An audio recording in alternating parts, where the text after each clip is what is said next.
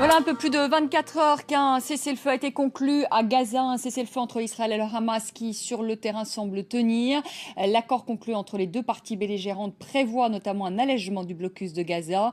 Les points de passage entre Israël et la bande de Gaza devraient être rouverts et il devrait y avoir également une extension de la zone de pêche. Mais cet accord peut-il aller plus loin à la levée du blocus de Gaza?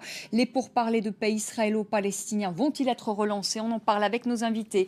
En direct de Ramallah, bonsoir Majed Bamia, vous êtes diplomate en charge du dossier des prisonniers au ministère palestinien des Affaires étrangères. Et puis en direct de Jérusalem, Emmanuel Nachom, bonsoir monsieur, vous êtes porte-parole du ministère israélien des Affaires étrangères. Enfin, plus précisément, vous allez prendre vos fonctions lundi. Merci à tous les deux d'être avec nous. Majed Bamia, ce cessez-le-feu, est-ce qu'on peut dire que c'est une victoire pour les Palestiniens? C'est en tout cas ce qu'affirme le Hamas. Ce que nous disons, c'est que c'est une bonne nouvelle, cette fin de l'agression et ce cessez-le-feu qui va permettre d'arrêter le bain de sang palestinien dont nous avons été les témoins pour 50 jours. 2100 morts palestiniens, la moitié des enfants, des femmes, des vieillards et plusieurs centaines de jeunes palestiniens. Beaucoup de civils ont été tués, 10 000 maisons, 600 000 déplacés. Mais nous disons qu'il faut lever le siège inhumain et illégal et donc nous allons voir si, pour cette fois-ci, Israël, enfin, tiendra ses promesses et ses engagements, à la fois ses obligations internationales, mais aussi ce qu'elle a déjà signé auparavant, qui était la réouverture des points de passage, la construction d'un port, le fonctionnement de l'aéroport. Toutes ces choses-là, nous nous étions mis d'accord avec Israël dans le passé, et Israël a empêché leur réalisation de manière catégorique. Aujourd'hui, il en va de la vie de notre peuple à Gaza, qui doit faire face à une destruction et un chaos terrible laissé par les bombardements meurtriers israéliens. Emmanuel Nachom, est-ce que vous vous félicitez, vous également, de ce cessez-le-feu Oui, tout à fait. C'est ce que nous avons souhaité dès le départ. Il faut quand même se souvenir que ce n'est pas nous qui avons souhaité cette confrontation militaire. Cette confrontation militaire a été provoquée par le Hamas qui a commencé à tirer des roquettes contre des villes et contre des civils israéliens. Et nous avons naturellement réagi. De notre point de vue, il n'a jamais été question d'une initiative agressive. Nous avons réagi à l'agression du Hamas. Le Hamas, d'ailleurs, qui a rompu 10 fois ou plus des cessez-le-feu ou des trêves qui ont été proposées lors de cette confrontation. Majed Bamia, après 50 jours de guerre, j'ai envie de vous dire, qu'est-ce que vous avez gagné finalement? Parce que on revient un peu au point de départ. En tout cas, c'est le sentiment qu'ont les Gazaouis. C'est ce que nous rapportent les reporters sur place. Nous ne permettrons pas que nous revenions au point de départ. Nous n'autoriserons pas le monde à oublier les morts et les crimes qui doivent être jugés contre notre peuple. Nous n'autoriserons pas le monde à oublier les vivants qui maintenant, désormais, veulent se réconcilier avec la vie.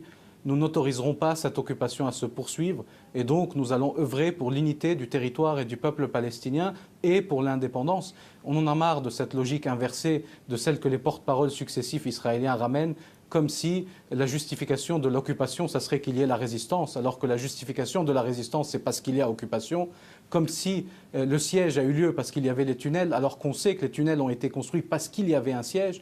Et donc maintenant, il faut dire à Israël qu'il est temps de cesser ces crimes, qu'elles ne sont pas un moyen d'assurer la sécurité de quiconque. Elle a déjà essayé ces méthodes brutales et barbares pendant 65 ans, 3 guerres contre notre peuple dans la bande de Gaza, ça n'a pas permis d'arrêter quoi que ce soit. Et donc nous disons, nous sommes prêts pour arriver à une solution qui passe par la fin de l'occupation, la libération nationale pour les Palestiniens et la paix dans la région. Il serait temps que les Israéliens répondent à cela. Est-ce qu'ils sont prêts à mettre fin à leur colonisation et leur occupation? Et je peux déjà vous dire que le vice-ministre, secrétaire d'État israélien pour la liaison au Parlement, aujourd'hui dans ses déclarations officielles, a dit qu'Israël ne renoncera jamais à la Cisjordanie, qu'il appelle Judée et Samarie, et que revenir aux frontières de 67, c'est-à-dire mettre fin à l'occupation israélienne, ça serait un suicide national. C'est le genre de déclarations qui disent que nous sommes face à un gouvernement colonial qui veut continuer sa colonisation. Emmanuel Nachom, vous répondez quoi à Majed Bamia? Est-ce que vous êtes prêt à relancer Ouais, en fait, j'ai beaucoup de choses à répondre. Tout d'abord, il ne faut pas oublier que la bonne volonté israélienne, elle a toujours été là. Elle a été là depuis les accords d'Oslo. Et si l'on se rappelle, la réponse palestinienne au sommet de Camp David en 2000 a été la deuxième intifada.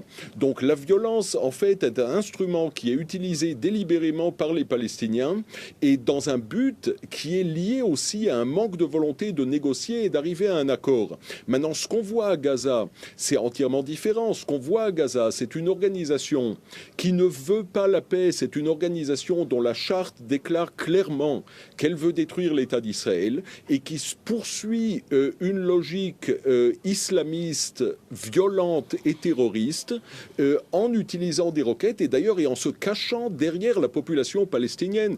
Parce qu'il faut quand même parler du sort de la population palestinienne. Vous mentionniez les Gazaouis. Les Gazaouis ont souffert et les Gazaouis continueront à souffrir tant qu'ils seront sous la férule d'une organisation qui est proche de ISIL, qui est proche de Al-Qaïda et dont l'idéologie et l'objectif est la destruction de l'État d'Israël.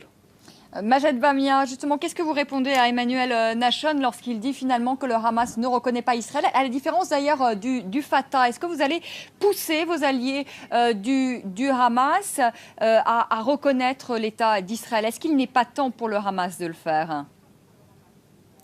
Non, vous savez, on voit les porte-paroles israéliens répéter les mêmes mensonges à souhait et on leur dit arrêtez d'essayer de rendre votre communication plus performante et mettez fin à votre occupation, ça rendra votre tâche beaucoup plus facile.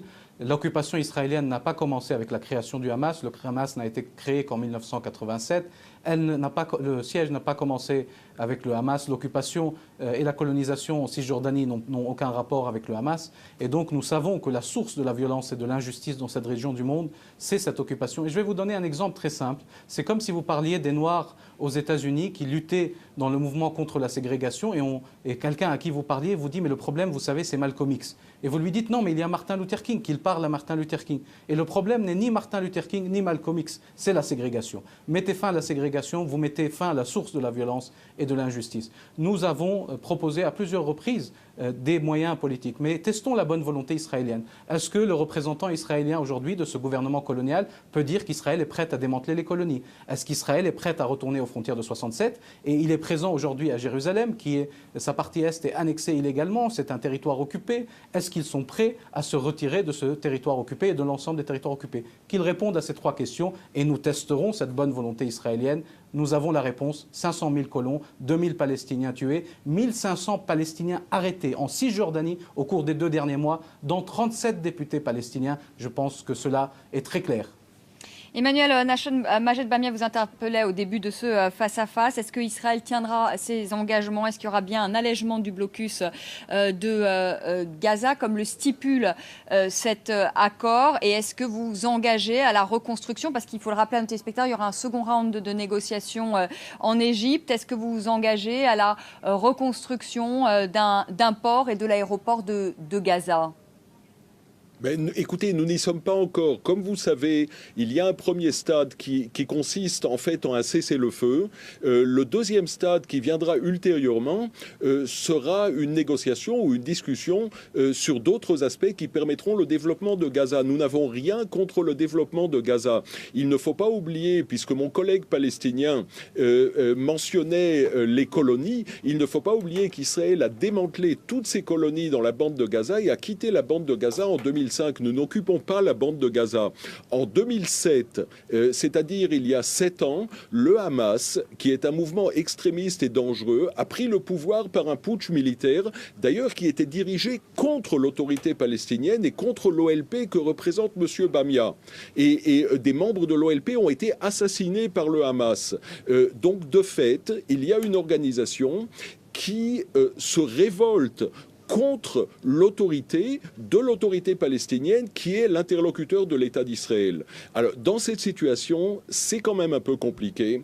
Je vois et j'ai observé les scènes de liesse des Gazaouis. Je crois que c'est une liesse qui, malheureusement, est mal placée parce que la destruction est énorme et la destruction est la responsabilité directe, immédiate et totale du Hamas qui a commencé cette guerre qui, de notre point de vue, était absolument inutile. Majed Bamia, un mot quand même. Est-ce que le Hamas est aujourd'hui militairement affaibli? Est-ce qu'il sort de cette guerre affaibli militairement? Est-ce que